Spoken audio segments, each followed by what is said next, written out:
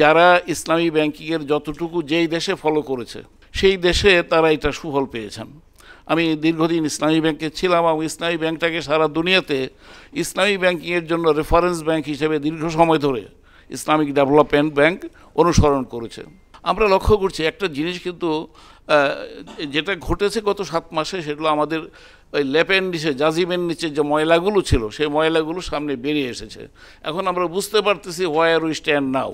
কিন্তু এই সময়ের মধ্যে, যে 7 মাসের মধ্যে আমাদের যে প্রান্তিক জনগোষ্ঠীর লোকেরা বিনিয়োগ থেকে বঞ্চিত হয়েছেন, বিশেষ করে প্রান্তিক জনগোষ্ঠীর বিনিয়োগের জন্য যে সমস্ত প্রতিষ্ঠান গুরুত্বপূর্ণ ভূমিকা পালন করতে পারত, তারা অলমোস্ট আইডল হয়ে গেছে।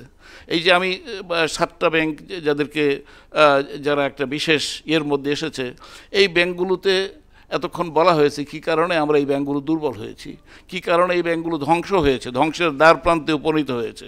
এখন এইগুলোকে রেস্কিউ করা হবে নাকি গিয়ে ফেলে দেওয়া হবে, এই ধরনের আলোচনা এসছে। কিন্তু আমি বলতে চাই যে কারণে ধ্বংস হয়েছে, কারণটা যদি আমরা চিহ্নিত করতে পারি, তাহলে দেখব যে মৌলভিত্তির কনসিডারেশনে এই প্রতিষ্ঠানগুলোর কিন্তু জনগণের জন্য কন্ট্রিবিউট করার যথেষ্ট পরিমাণে স্কোপ আছে। স্পেশালি আমি যে ফার্স্ট সিকিউরিটি ইসলামী ব্যাংকে আছি, ধরে নেন যে এই ব্যাংকটি সবচাইতে বেশি যেই ব্যক্তির নাম উচ্চারিত, আমি তার নাম উচ্চারণ করতে চাই না, সেই ব্যক্তি নিজে যেই ব্যাংকের চেয়ারে বসতেন, আমি এখন সেই চেয়ারে বসি। আমি সেই ব্যাংকের চেয়ারম্যান, ফার্স্ট সিকিউরিটি ইসলামী ব্যাংক।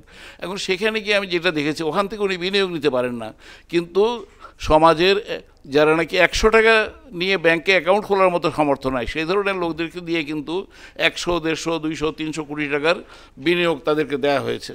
এবং সেটা কারা করেছে? আমরা করেছি, আমরা ব্যাংকাররা করেছি। আমাদেরকে এই সমস্ত জায়গাতে অ্যাড্রেস করতে হবে, ব্যাংকের বোর্ডকে অ্যাড্রেস করতে হবে।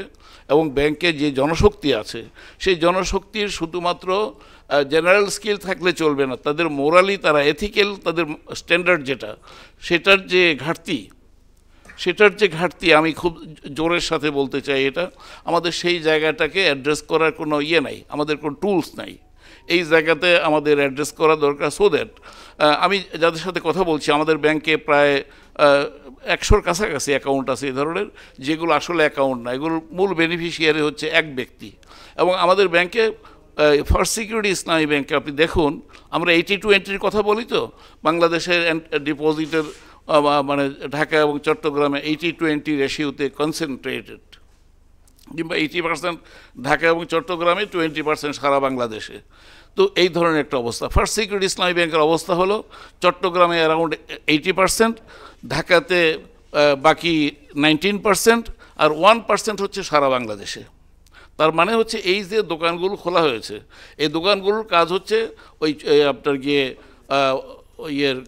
চিরস্থায়ী বন্দোবস্তের মতো জমিদার, অ্যাবসেন্টি ল্যান্ডলর্ডদের নায়েব হয়ে তারা এখান থেকে ডিপোজিট সংগ্রহ করে সবগুলো পাঠিয়ে দিচ্ছে এক ব্যক্তির কাছে। এই ধরনের একটা অবস্থা দীর্ঘদিন ধরে আমাদের এখানে কি করে চলতে পারলো, এটা আমার একটা প্রশ্ন। এটা সবাই দেখেছেন এই অবস্থাটা। 1% ডিপোজিট হ্যাজ বিন মানে just around the whole Bangladesh, আর 99% ডিপোজিট গিয়ে এক ব্যক্তির হাতে পুঞ্জীভূত হয়েছে এবং বিভিন্ন মিনসে। এবং এটা দুনিয়ার ইতিহাসে, স্যার যেটা মাঝে মধ্যেই বলেন যে দুনিয়ার ইতিহাসে ব্যাংকিংয়ের দুর্বৃত্তায়নের এই ধরনের আর কোনো দৃষ্টান্ত নাই।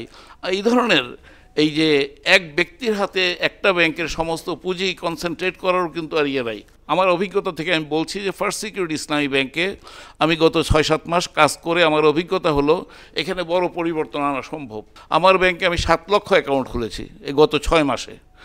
তার মানে হচ্ছে এই ব্যাংকগুলোর ডাকে কিন্তু জনগণ রেসপন্ড করতেছেন। আমি যখন জনগণের কাছে যাচ্ছি, আমার মাত্র 3% ডিপোজিটর আমার সাথে ব্যাংকিং করতেন।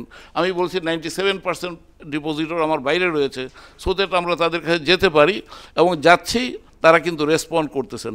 এই সবকটি ব্যাংকে প্রান্তিক জনগোষ্ঠীকে বিনিয়োগ দেওয়ার যে অলমোস্ট ফুল স্টপ হয়ে আছে, প্রান্তিক জনগোষ্ঠী বিনিয়োগ থেকে বঞ্চিত হচ্ছে। এর ফলে আমাদের দেশে মানে খুব বড় ধরনের অর্থনৈতিক সংকট সৃষ্টি হচ্ছে। আমি মনে করি বিশেষ করে ইসলামী ব্যাংকগুলোর এবং অন্য সকল ব্যাংকের জন্যই প্রান্তিক জনগোষ্ঠীর বিনিয়োগের ব্যাপারটা আমাদের ভালোভাবে অ্যাড্রেস করা দরকার।